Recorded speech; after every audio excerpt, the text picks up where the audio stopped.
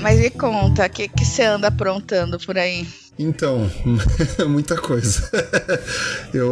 Quando você me chamou no WhatsApp, eu tô literalmente finalizando um compilado para avaliação de produtividade do Squad. Então eu tô finalizando o referente ao ano de 2024. Eu faço um trabalho mensal, e aí agora em janeiro eu peguei um compilado de, beleza, já faço avaliação individual e do Squad. Agora eu quero fazer o compilado mensal para entender a questão de previsibilidade. Entendi. Então, por exemplo, os desenvolvedores, eles fazem quantas histórias em relação a quais temas por mês? Quantos story points eles usam? Sabe? Tudo isso a gente já tem do mês de abril, que é quando a gente passou a usar o Gira pra cá. E aí eu falei, vamos montar agora uma previsibilidade. Porque esse trabalho, qual o próximo passo dele? É a gente avaliar o valor que cada desenvolvimento efetivamente trouxe. Então, aí o que eu quero fazer é isso. Porque aí a gente tem um ROI real, sabe? Sim. Não vai ficar muito, é aquilo, sabe? Ficar muito qualitativo. Não, agora eu vou estruturar real, assim. Porque, eu sinto muita falta disso. A gente fica muito no qualitativo e pouco no quantitativo. Claro, tem que ter os dois. Mas, eu já trabalhei em empresa, Flor, grande, que o pessoal...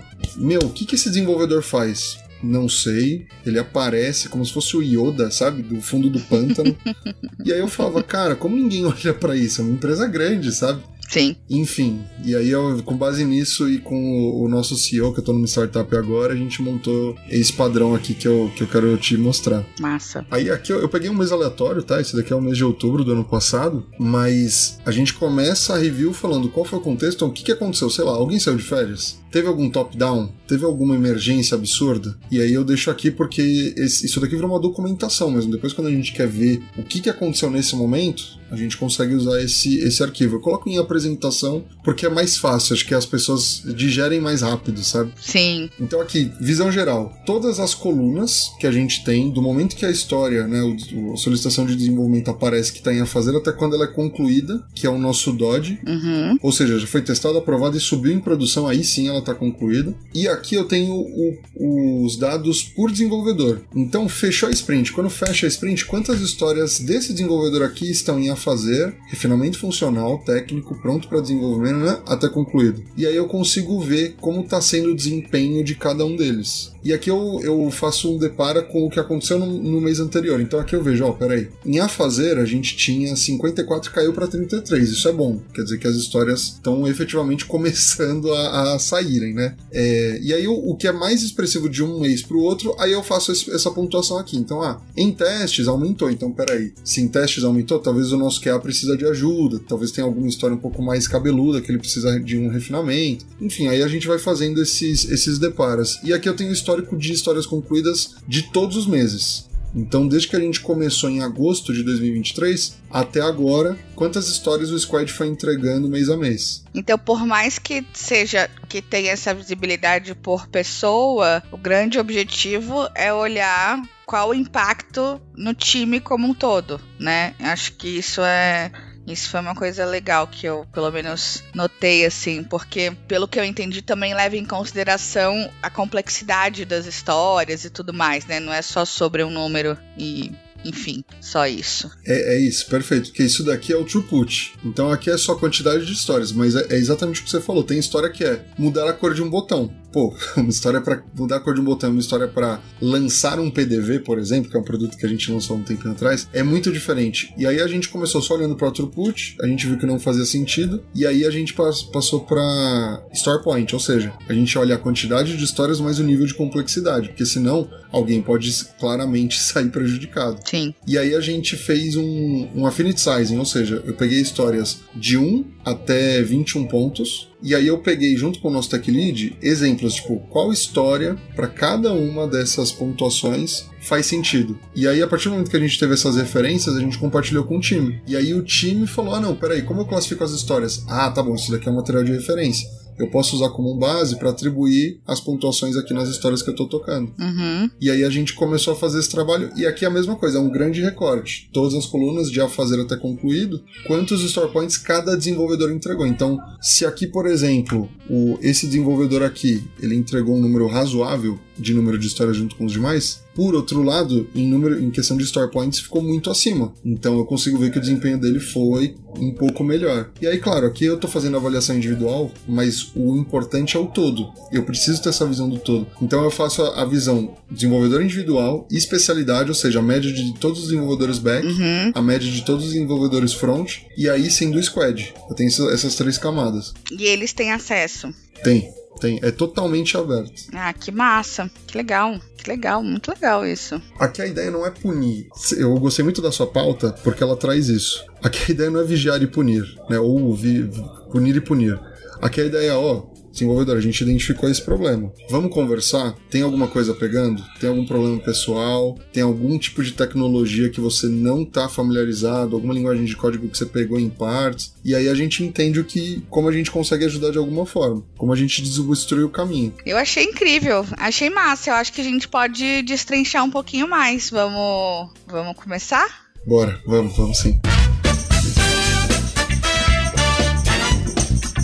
Sejam bem-vindos ao Love the Problem, o podcast oficial da K21 e agora também Nowhere, onde trazemos novidades, dicas e tudo de mais relevante no universo corporativo, com carinho, toda semana para você.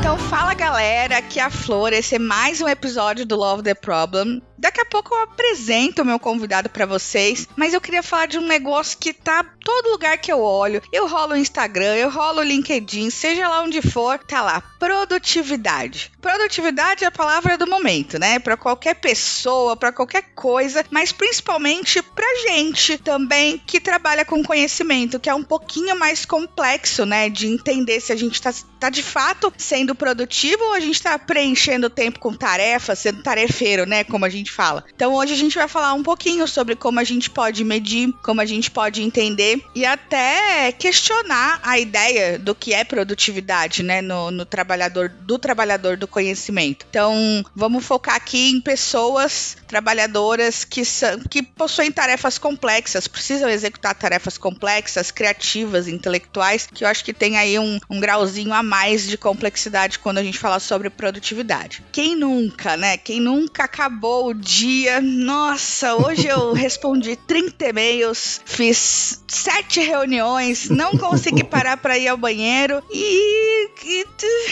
caramba, mas o que eu entreguei, né? Qual o valor que eu gerei no final das contas? Eu fui de fato produtiva ou eu só tô numa grande ilusão de que eu tô ocupada? Enfim, tudo isso para dizer e apresentar o nosso convidado que ele vai contar um pouquinho sobre uma abordagem que ele usa, que ele desenvolveu para poder utilizar junto com o time dele, que eu achei super legal. Já contou um pouquinho para mim, mas eu não vou sair contando o que é, não. Vou deixar ele se apresentar e depois, ao longo do caminho, vocês vão descobrir do que a gente tá falando. Por favor, Estevão querido, se apresente para quem tá ouvindo a gente. Olá, Flor. Olá, pessoal, tudo bem? Obrigado pelo convite para participar desse episódio. Eu sou o Estevão, eu sou coordenador de produtos em uma startup que se chama Widtech e, enfim, fui chamado para criar uma área de produtos do zero e sofro com insônia desde então. E esse tema, né, que a Flor comentou é algo recorrente, questão de produtividade. Como eu consigo escalar tudo que a gente faz de uma forma quantitativa, de uma forma mensurável internamente para nós mesmos, para os clientes. Então, enfim, tenho só um pouquinho, assim, algumas experiências, mas que acho que podem ser relevantes compartilhar com todo mundo. Muito bom, muito obrigada. Seja bem-vindo mais uma vez. Vou colocar na descrição do episódio outro episódio que a gente teve a oportunidade de gravar juntos, para quem quiser ouvir. Mas enfim, vamos do começo? Vamos lá do começo. Quando a gente fala sobre produtividade, o conceito produtividade, a gente herdou ele, né, lá da era industrial, que estava diretamente ligado à quantidade de unidades ou de coisas que eram produzidas por hora, famoso homem-hora. Aquela coisa que a gente já sabe. Acontece que no trabalho do conhecimento, né, para o trabalhador do conhecimento, a coisa não é muito assim. Como que você acha que esse conceito da produtividade muda? O que ele é hoje, dado o cenário que a gente está vivendo, que você está inserido? Legal, tem duas frases que eu gosto muito, e uma delas tem relação com a sua introdução, Flor, que é a questão do ser produtivo não é estar ocupado, sabe? Então, você falou, né, eu participei de uma série de reuniões no dia, isso não necessariamente quer dizer que você foi produtivo. Normalmente é muito pelo contrário, inclusive. Então, existe essa desassociação, né, de eu estou fazendo muita coisa, mas eu tô realmente gerando o resultado da empresa, tô realmente atingindo os OKRs que a gente alinhou, enfim, tô mexendo a alavanca de negócio. Então, eu entendo que essa visão que passou do contexto fabril e cada vez mais hoje vai pros serviços, vai para a área de tecnologia, desenvolvimento, enfim, ela ainda é algo em transição, ainda é algo que tá tendo uma conscientização maior dentro das empresas. Por quê? Porque o conceito anterior de homem-hora, ele se mantém muitas vezes. Então, muitas empresas, especialmente as grandes empresas, ainda mantêm essa coisa de, peraí, quanto custa essa pessoa? Quanto eu tô ganhando a partir do trabalho que ela tá fazendo. E aí, em casos ainda mais extremos, a gente tem, peraí, essa pessoa em home office é tão produtiva quanto ela aqui presente? Como eu consigo ter esse muitas vezes controle, né, quase que indireto em relação ao que a pessoa está fazendo? Então, assim, quando a gente sofre essa mudança, né, drástica em relação às empresas, às organizações, tem uma cisão entre, peraí, agora o que é produtividade? E aí eu acredito numa abordagem que leva em consideração 3 fatores: qualidade, impacto e resultado alcançado. Então não é mais hora homem.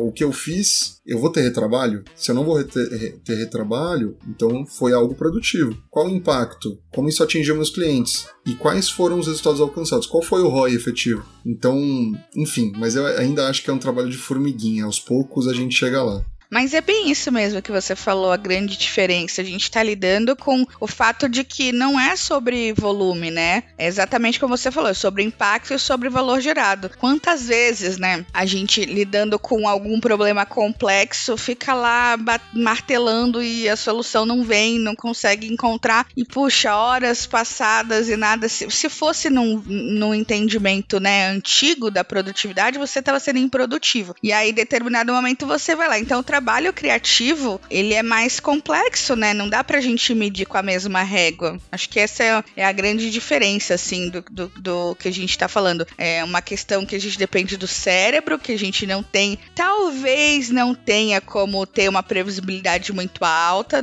de quanto tempo aquilo vai levar, né? Mais complexo. Em contrapartida, tarefas mecânicas que são concluídas, enfim, naquele tempinho eu sei que leva tanto tempo. O que você acha que é o grande ponto para quem...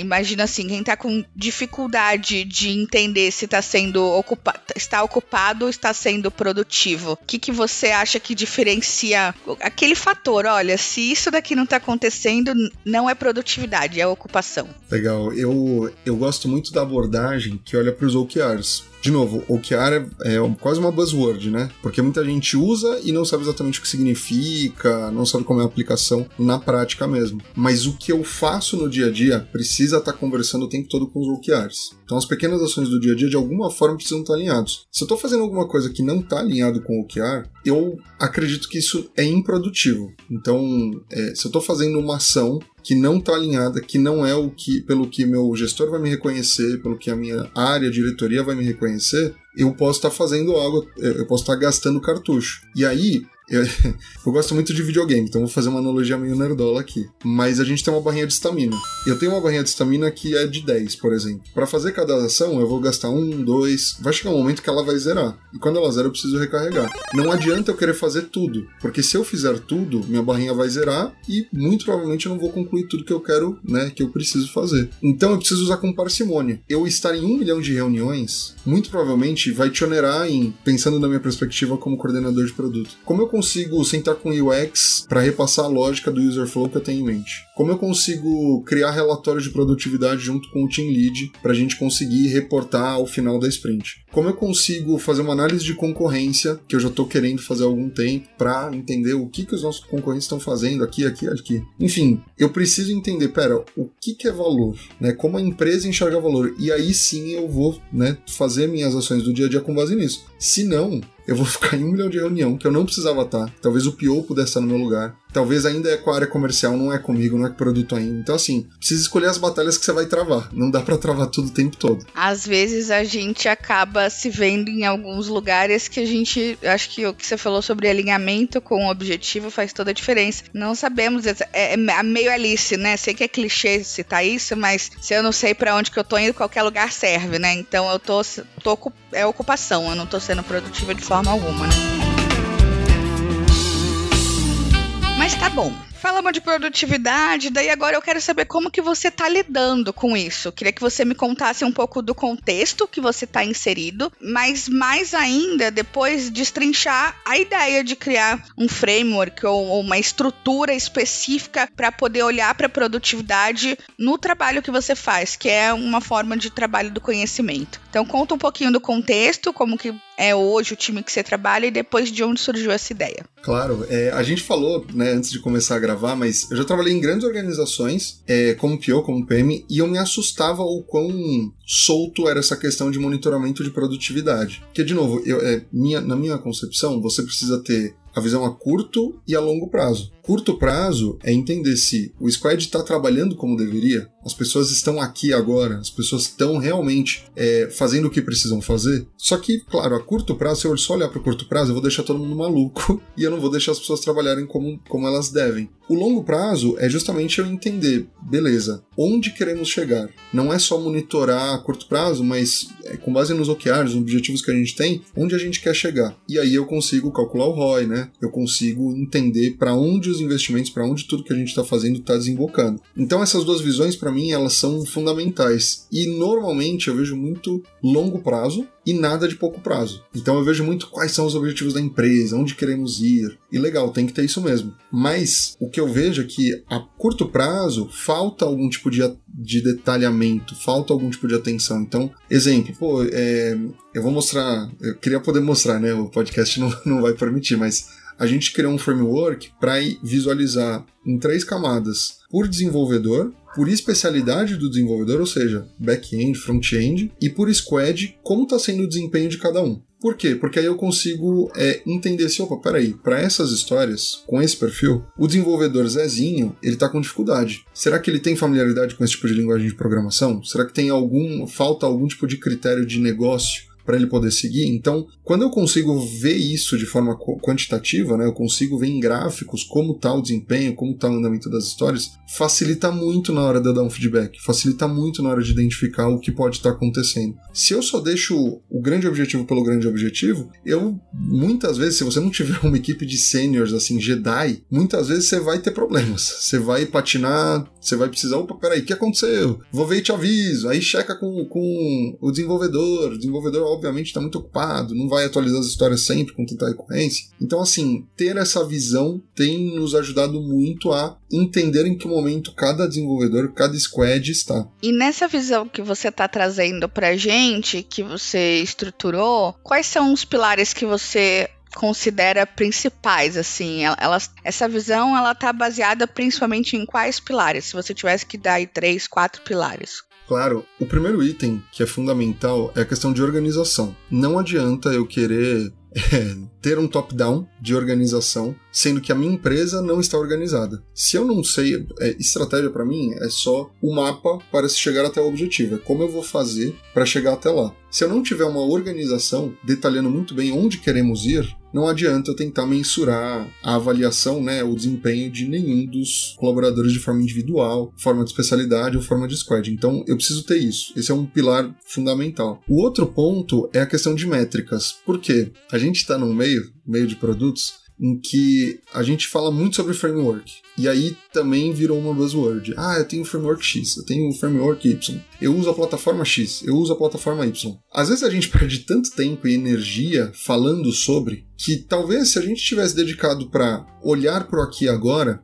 sabe, estruturado de uma forma nem que seja mais simples possível, nem que seja num Excelzão da massa, sabe? Eu fico gastando muito tempo sem gerar valor efetivo para a empresa. Então, é claro, eu preciso ter esse monitoramento, eu preciso fazer esse acompanhamento, mas eu não posso ficar o tempo todo, sabe, olhando para coisas que não são valor efetivo, que não é... Independente do framework que eu estou usando aqui, o aplicativo que o meu consumidor vai utilizar, ele é o mesmo, sabe? Eu preciso estruturar o trabalho, mas não é esse a principal atividade da empresa. Então, assim, pragmatismo é importante também. Eu preciso escolher as batalhas que eu vou travar. Tem coisa que pode fazer sentido, mas a maioria, pelo que eu vejo no dia a dia, não faz. No final do dia, eu preciso atender o consumidor final, eu preciso dar valor para o consumidor final, eu preciso atingir a alavanca de negócio que foi definida pela diretoria, foi definida pelo CEO. Então, assim, esses dois pilares, organização e pragmatismo, são fundamentais para a gente conseguir, né, tocar como a gente toca a estratégia de avaliação de produtividade no dia a dia. Mas sabe que, ao mesmo tempo que parece ser um assunto, uma discussão muito óbvia, a questão da produtividade, tem suas armadilhas, né? Tem suas ciladas falar sobre produtividade, ainda mais quando a gente está falando sobre pessoas. Então, como que a gente vai fazer isso? A gente vai medir essas pessoas, né? É um assunto muito delicado, assim, ao meu ver. Eu queria, até pelo que você está vivendo, mas que você imagina que são os maiores riscos quando a gente chega ao ponto de medir produtividade no contexto que você está, né? Como que eu posso evitar? O que eu posso fazer para não cair nessa cilada, Bino? O que eu faço? Porque não tem como, né? Pode entrar num lugar, dependendo da gestão, da cultura, da companhia, que pode enveredar por um caminho muito obscuro, assim, essa questão de medir produtividade. Do que você tem vivido? É uma coisa que você já sentiu? O que você enxergou aí? Eu concordo bastante. Pode desgringolar para um lado que não vai ser legal nem pro desenvolvedor, nem para a liderança. Então, assim, primeiro ponto, você precisa de muito tato, sabe? Quando você vai avaliar alguém, você precisa ter muita empatia para entender, peraí, qual o momento dessa pessoa? Ela tá passando por algum problema? Ela tá voltando de férias e esqueceu até como liga o computador? Então esse é o primeiro ponto, eu preciso de contexto. Não adianta eu avaliar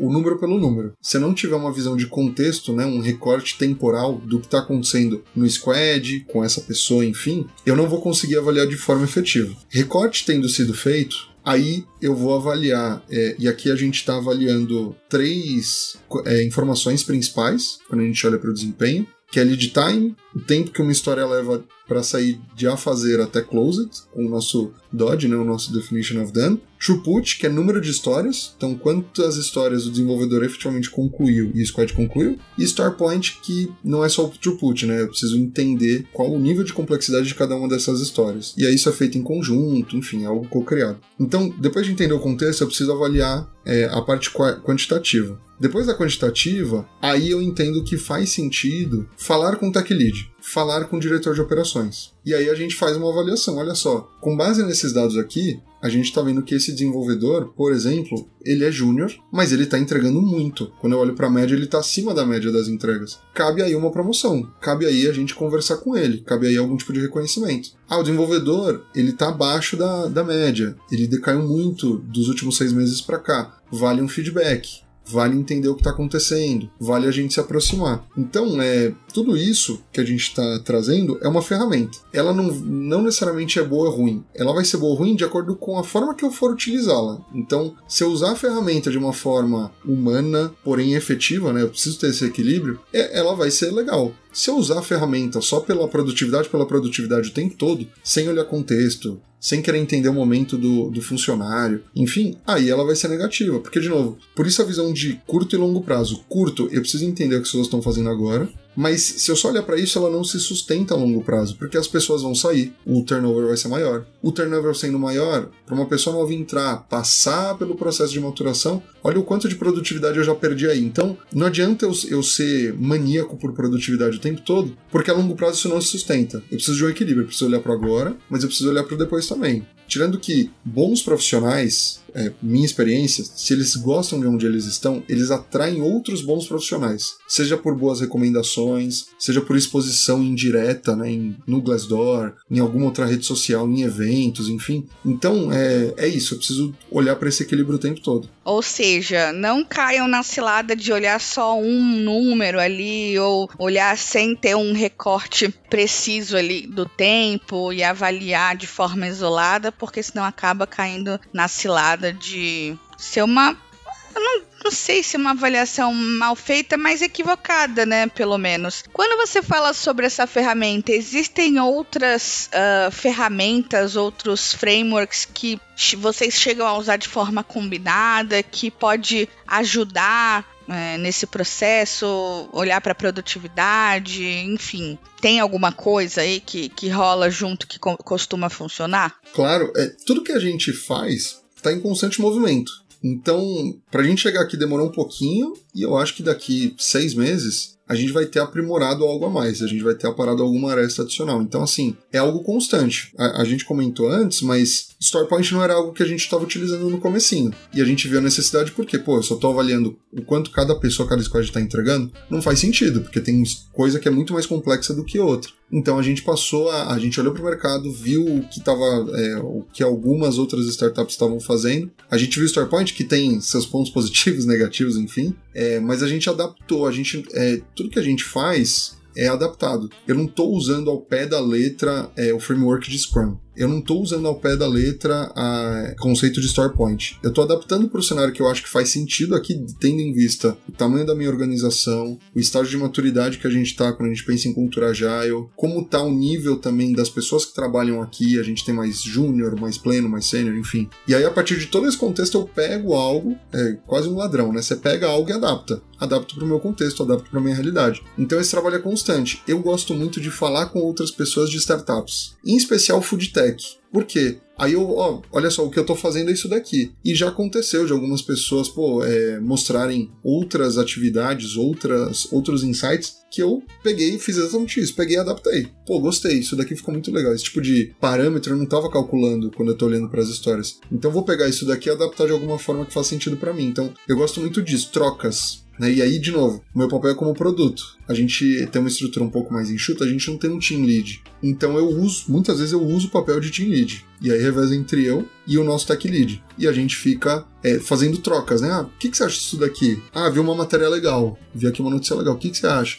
Vi aqui um case relevante. E a gente fica nessa. Então é algo em constante movimento. Tanto um pouco o próprio papel, né, que você está executando, quanto as ferramentas que vocês estão utilizando. Tem uma parada quando a gente fala sobre produtividade que eu acho que é muito fácil as pessoas caírem nesse lugar, que é o lugar da sobrecarga. Como que vocês, eu não vou dizer evitam, né, porque eu acho que às vezes a gente fica sobrecarregado e, enfim, tem que lidar, ver qual que é o principal a ser feito. Mas como que vocês lidam com sobrecarga? Como vocês mapeiam, talvez, acho que essa deva ser a primeira pergunta. E depois, como que vocês lidam com isso quando olha e vai avaliar a produtividade? Legal, tem uma analogia que eu achei sensacional, que eu vi há um tempinho atrás, inclusive de outro podcast que fala sobre produto, que é o Product Gurus. Eu não lembro o episódio exatamente, mas eu adorei a analogia, que é o quê? Como a gente lida com os famosos pastéis, né? Então, preciso disso daqui para ontem. O que eu faço com essa demanda top-down que veio? E aí a analogia que eles fazem é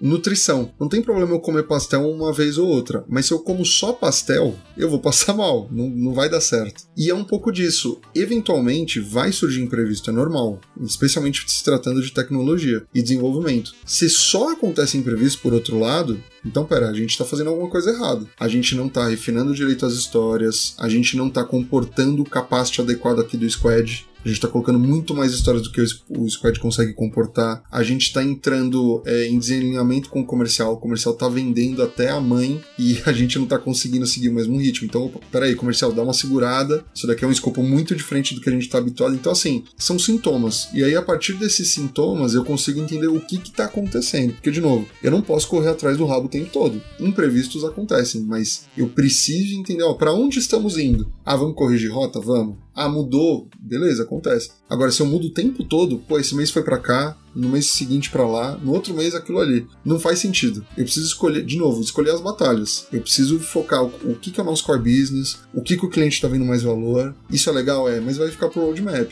Vai ficar pra uma sessão de discovery mais aprofundada, vai ficar pra um outro momento, porque não dá pra fazer tudo o tempo todo. Ou seja, foco, né? Tem que ter o foco, saber pra onde que é. Eu adorei o negócio do pastel. É muito bom, né?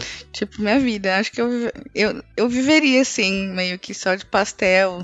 Não, que isso, de maneira alguma. Mas você entende que existem outras questões? Eu entendo que aí o grande ponto são as demandas, né? As demandas que eventualmente não surgem da melhor forma possível ou do caminho que elas poderiam surgir. Mas olhando até para uma visão assim mais gestora, assim, de time, você percebe que tem alguma outra coisa que pode interferir nesse foco, além das demandas, mas de forma ali internamente?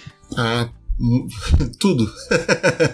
Tudo pode interferir. Então, exemplos práticos eu já vi no dia a dia. Momento de carreira da pessoa. Às vezes a pessoa, ela tem um perfil mais júnior, mas ela quer se estabelecer, ela quer galgar ali uma promoção, então ela vai se dedicar um pouco mais. E isso é bom, mas eu também preciso tomar cuidado. Eu não quero que essa pessoa tenha um burnout, eu não quero que ela tenha expectativas irreais, que é algo que eu vejo muito comum, especialmente com o pessoal mais novo, que é, vou trabalhar certinho por 1 ano, já vou ser promovido. Calma. Claro que tem a responsabilidade individual, mas tem o momento da empresa, tem a questão financeira macro, né? Então, como tá o Brasil, como estão nossos clientes por consequência, enfim.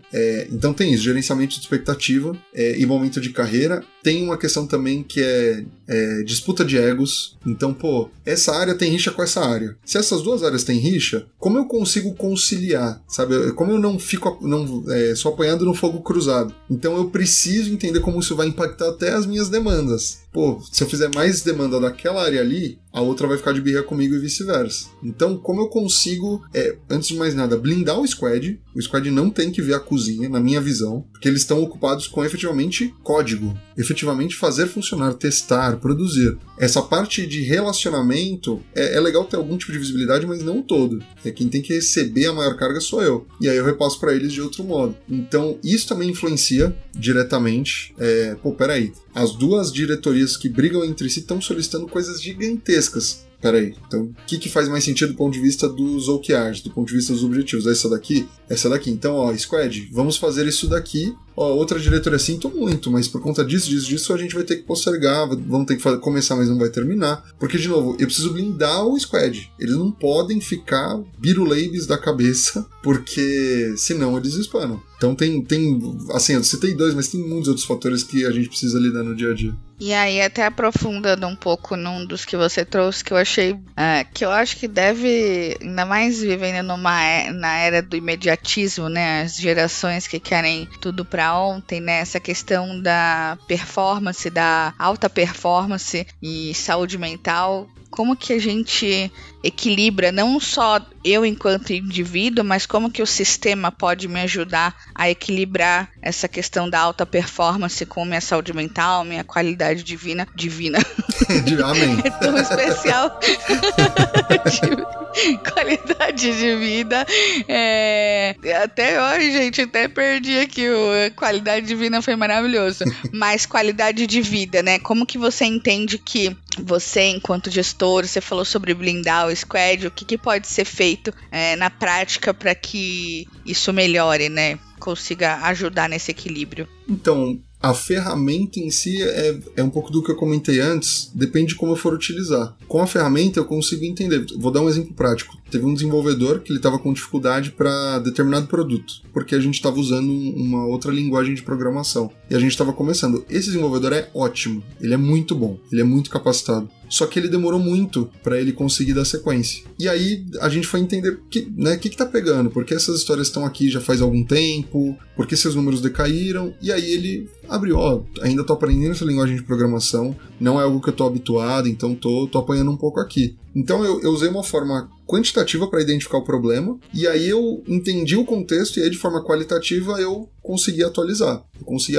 peraí, então vamos deixar um tempo um pouco maior, porque ainda tem uma curva de aprendizado aí que esse desenvolvedor precisa para terminar essas histórias. Então, se eu só olho para o quantitativo, eu posso simplesmente falar, peraí, decaiu muito, tá ruim, feedback negativo, já ficou um sinal vermelho. Não, e não é assim. Entendendo, aí eu consigo direcionar. Então esse é um exemplo de como eu consigo usar o sistema para beneficiar também o time, para eu apontar, peraí, então identificamos isso daqui, mas o contexto é esse, tá bom, alinhado, pacificado, bora, vamos pra próxima. Porque senão se eu não tenho o quantitativo, isso é o que eu sinto. Às vezes você vai muito pra discussão do eu acho aquilo, você acha isso. E aí... Na percepção, né?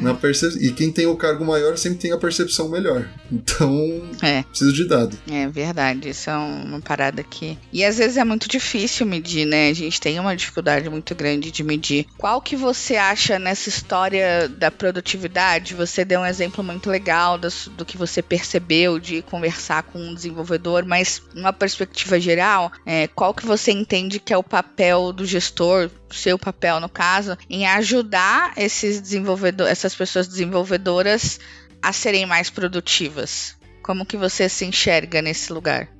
Eu vejo muito a área de produto. A área de produto é uma anomalia, porque ela é tudo e não é nada ao mesmo tempo. Então, precisa fazer alguma coisa, chama produto. Peraí, o que o pessoal de produto tá fazendo? Não tá fazendo nada. Então tem muito essa percepção o tempo todo. E aí a área de produto, aqui no Brasil pelo menos, a gente tem que mostrar o tempo todo o valor. Mostrar o tempo todo o que estamos fazendo aqui. E no final eu acho que a gente é muito uma amálgama de várias áreas, várias especialidades diferentes. E isso acaba sendo muito interessante pro papel de facilitador. E aí eu acho que a área de produto é muito facilitador. E isso vai de encontro com a questão de gestão de pessoas. Então, de novo, eu preciso entender, preciso olhar para os objetivos da empresa, preciso entender como a gente chega lá, e nesse processo eu preciso fazer a gestão de pessoas. Então, peraí, tem um funcionário aqui que está passando por um problema de saúde, está com algum problema psicológico. Deixa eu entender o que está acontecendo. Porque quando tem algum problema, não é a alta diretora de liderança que vai ver de imediato. Quem vê de imediato vai ser a pessoa de liderança, né, média. E aí eu preciso entender como eu repasso adiante, eu preciso repassar adiante, eu preciso ter o tato para falar com a pessoa. Então, peraí, essa pessoa tá com um problema, deixa eu entender, né, como eu posso ajudar de alguma forma mínima aqui. Nem que seja indicando um especialista, por exemplo, sabe, algo do tipo, enfim. E aí eu preciso repassar essa informação para alta liderança. E aí eu preciso ter tato também, porque dependendo de como eu for falar, dependendo de como for a interação, a alta liderança pode simplesmente falar, não, peraí, então vamos desligar essa pessoa. Uhum. Então, é o tempo todo eu tendo que olhar para esse papel de facilitador para entender como receber essa mensagem, repassar a mensagem. Então, assim, é complicado, é bem complicado. Acho que tem também muito o papel de criador de um ambiente de confiança, de segurança, de autonomia, né? Para poder as pessoas também se sentirem confortáveis de compartilhar, né? E você ter só o número. Se a pessoa não for compartilhar um pouco mais, você só vai ter o número e você pode acabar tomando essas decisões com base nisso, né? O que você acha que são os maiores erros que os líderes acabam cometendo quando olha para essa questão da produtividade, tenta medir a produtividade ou tenta aumentar a produtividade de um time? Onde você acha que mora o perigo, assim? Quais são os maiores erros que você já viu ou já viveu? Eu acho que tem uma questão que é cada um no seu quadrado até certo ponto. O que isso significa? Eu não tenho conhecimento técnico a ponto de codar. Eu não sei codar. Se eu pegar alguma linguagem de programação, eu vou saber o básico de, sei lá, PHP, sabe? Coisas assim. Mas eu não vou saber codar, né? Com o mesmo detalhamento de um desenvolvedor já pleno, por exemplo. Então eu preciso ter ciência disso na hora de eu orientar alguém. Eu preciso entender, minha visão pelo menos, eu preciso entender a lógica por trás da programação. Eu não preciso entender a programação efetivamente. Então isso daqui precisa fazer isso aqui por conta disso aqui. Eu preciso ter tudo isso bem claro na minha cabeça quando eu for falar com o desenvolvedor. Primeiro, para você não tomar um Pelé, porque isso acontece. Desenvolvedor um pouco mais safo consegue, não usar termos, usar buzzwords e tal, e aí parece que é tudo muito complicado. Então meu papel é muito facilitar a comunicação. Não, peraí, tá bom, entendi. explica como se fosse falar pra sua avó, sabe? Eu preciso entender a lógica por trás disso. Eu não posso ficar só no técnico do técnico. Então, esse é o primeiro ponto. Quando eu vou falar de produtividade, eu preciso me colocar no meu papel, né, de produto e entender que eu não vou saber dar um feedback super técnico para um desenvolvedor, ponto. Mas aí eu vou fazer um pouco o papel de advogado do diabo, porque eu vejo, de novo, muitas grandes empresas que não olham para a produtividade de uma forma saudável e de uma forma programada, de uma forma quantitativa. Então, por exemplo, eu tenho um desenvolvedor, que ele se mata toda semana. Toda semana ele tá lá, toda semana ele recebe, às vezes, solicitação direto do CEO, direto do diretor, e ele vai lá e faz. Esse cara tá se matando toda semana, só que ele não tá sendo visto. Por quê? Porque no final do dia, esse diretor, esse CEO, pode olhar ele como um Severino. Pode olhar para ele com, precisa de alguma coisa, eu vou fazer lá. Isso não é saudável. Então eu preciso de sistemas para eu conseguir efetivamente mapear tudo isso. E aí eu vejo que poucas empresas fazem isso. Muita empresa olha só para o objetivo, mas muitas vezes nem mensura o objetivo, nem mensura a alavanca de negócio. E aí,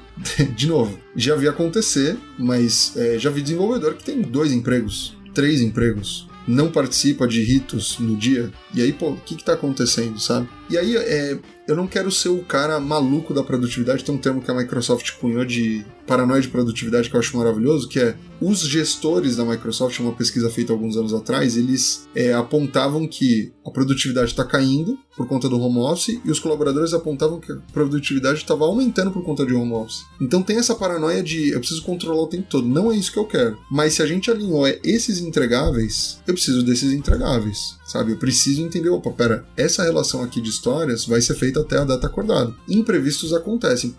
Foi mais complexo do que a gente imaginou e a gente tem que se adaptar. Isso não é um problema. Mas se todas as datas são furadas constantemente, se eu não consigo contato com alguém como eu deveria, tem alguma coisa errada também. Então, sair do achismo, começa a mapear o processo, porque aí não é a percepção do diretor, não é a percepção do tech lead, não é uma questão que pode ser afetada por relacionamento. Eu tenho uma treta com essa pessoa. Esquece isso, tem que minar o squad disso. É quantitativo. Tô vendo de forma quantitativa. Não, mas eu jurava que ele tava fazendo menos. Então, sua percepção tá errada. Pelo que a gente tá vendo aqui nos relatórios, ele tá sendo um dos desenvolvedores mais produtivos do squad, por exemplo, sabe, já aconteceu. Então, a gente fala tanto de dados quando a gente olha para produtos, quando a gente olha para organização, muitas vezes a gente esquece de dados. E, de novo, de uma forma pragmática. Eu não preciso passar por uma consultoria de 1 ano para chegar aqui numa forma prática de mensurar a produtividade. Eu preciso de alguma forma ágil fazer isso, porque, de novo, não é o core business da empresa. A empresa não está vendendo o sistema de gerenciamento de produtividade. Isso é um caminho para poder chegar. É isso. E eu acho que tem um ponto também que acaba acontecendo muito do ponto de vista de líder, cometendo que são erros, assim, é acabar focando em algumas métricas que são superficiais, né? Então, nossa, eu acho que entrar nesse assunto rende mais muitos episódios, que tem essa questão, você falou do home office e tal, que é o microgerenciamento, né? Deixa eu ver quantas horas aquela pessoa trabalhou, quantas tarefas foram concluídas, né? Em vez de fato olhar pro impacto real, pro valor gerado, né? Que aquela pessoa tá gerando. Eu acho que esses são erros bem comuns, assim, também de acontecer. É isso, se o desenvolvedor ele faz o que ele precisa fazer, que a gente combinou pra sprint, em 2 dias, ok, ele pode jogar Fortnite depois da tarde, não é um problema. Mas eu preciso ter comprometimento de o que fechando. A gente programou isso daqui, então tem que ser isso daqui, sabe? Mas é isso, eu não preciso pirar. Desenvolvedor, vamos lá, o que você tá fazendo o tempo todo? Puxar ele numa one-to-one o tempo todo? Não, eu preciso disso daqui, eu preciso de um gira para monitorar, né, para ter registro, ter histórico. Eu preciso de um controle para entender o que cada um está fazendo, quanto tempo está levando, mas eu não preciso cobrar o tempo todo. Até porque o monitorar é monitorar o trabalho, não o trabalhador, né? Então, a gente tem até um adesivo que fala isso. Eu vou monitorar o trabalho, não o trabalhador. Então, se é o Zé, se é o João, se é a Maria, seja lá quem for, por que aquilo tá naquele lugar, tá andando daquela forma, né? Eu acho que esse é um ponto que acaba que a gente cai bastante. Acho que é um hábito, assim, como a gente viveu ao longo dos últimos anos, de acabar olhando pro lado errado, pra coisa errada, né? Não pro que de fato deveria ser analisado e, enfim, avaliado. Nós estamos caminhando para o final do nosso episódio e infelizmente, Léo, bota aí, que eu acho que esse é um tema que rende bastante mesmo, ainda mais se a gente for olhar dessa perspectiva dos lugares, da forma de trabalho e etc e tal. Mas, antes da gente finalizar, eu queria que você pudesse dar uma dica que para você é muito importante, para quem está querendo repensar a forma como mede ou repensar a forma como busca produtividade, né? Bom, eu fico de portas e perfil aberto, então se alguém quiser me chamar no privado, conversar, já fiz isso outras vezes, estou à disposição para trocar uma ideia sobre produtividade na prática, como mensurar de uma forma saudável, mas efetiva, o que o squad, o que o desenvolvedor a nível individual está fazendo. E minha dica principal é tratar a questão de gestão como um produto digital. Quando a gente olha para o produto digital, a gente não fala tanto sobre tagueamento, sobre monitoramento de dados, como eu consigo mensurar, comparar, reinventar, retestar, enfim. Eu penso muito nesse tipo de abordagem para gestão. Eu preciso entender como as pessoas estão desempenhando. Como eu faço hoje, está dando certo? Está sendo efetivo? Estou recebendo elogios por parte da alta liderança? Estou vendo ponteiros de negócio mudarem por conta disso? Não? Então, por que não testar? Deixa eu buscar alguma outra referência, deixa eu buscar alguma outra forma de fazer isso e, principalmente, guardar dados. Eu não posso depender de achismo, eu não posso depender de percepção, eu preciso depender de dados. Peraí. Eu tô vendo que houve uma melhora, houve uma piora. Por quê? Então, é isso. É olhar para o que tá acontecendo aqui agora, sabe? Não ficar... mas a percepção do CEO, do diretor é assim, assim, assado. Mas os desenvolvedores gostam muito dessa pessoa. Não, peraí, como tá sendo o desempenho? Se eu não olhar pro agora, eu vou estar perdendo depois. Sabe? E, de novo, o equilíbrio entre curto prazo e longo prazo o tempo todo. Muito bem, muito bem. Tá vendo, gente? Vocês têm que olhar para o que realmente importa. Produtividade, vamos lá, todo mundo vai repetir. Produtividade não é sobre fazer tudo, mas sobre fazer o que precisa ser feito, o que tem impacto, que gera valor. E se você tem alguma dúvida sobre como medir produtividade, Estevão já falou, está de portas abertas para poder conversar. Queria que a gente pudesse mostrar aqui um pouquinho também do trabalho que ele me mostrou, mas enfim, acho que deu para ter um cheirinho durante esse episódio. Quero agradecer você mais uma vez pela participação. E agora, para fechar, deixar seu recadinho do coração para quem tá ouvindo a gente, deixar uma mensagem, enfim, qualquer coisa. Fica à vontade. Bom, produtos não é tão sexy quanto vendem no LinkedIn, tá? Então, é suor, sangue e lágrimas, mas tem ainda muito potencial de crescimento. Tem muito potencial para organização mais efetiva. Então, é muito legal podcasts que olham para temas como Love the Problem, como tantos outros, para a gente poder se profissionalizar. E, enfim, acho que comunidade de produto é muito legal, porque se alguém tem algum problema, normalmente vai ter alguém disposto a ajudar. Algum outro PM, algum outro PO. Então, olha pro amiguinho do lado, sabe? Tá com alguma dúvida, quer se aprofundar em algum tema? Vê um artigo, vê um episódio de podcast, chama alguém no LinkedIn, mas aproveita a rede que, no Brasil é bem forte. Então, acho que esse é o recadinho final. Vamos nos falar. Viu, gente? Vamos nos falar. Manda uma mensagem. A gente vai adorar receber. E até a próxima. Tchau.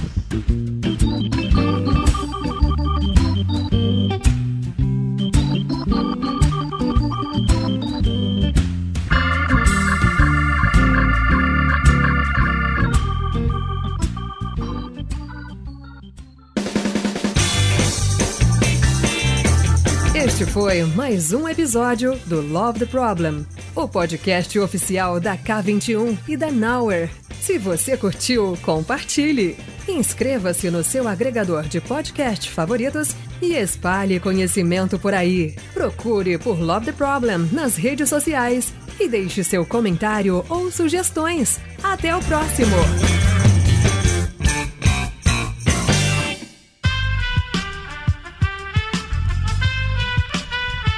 Esse podcast foi editado por Aerolitos Edição Inteligente.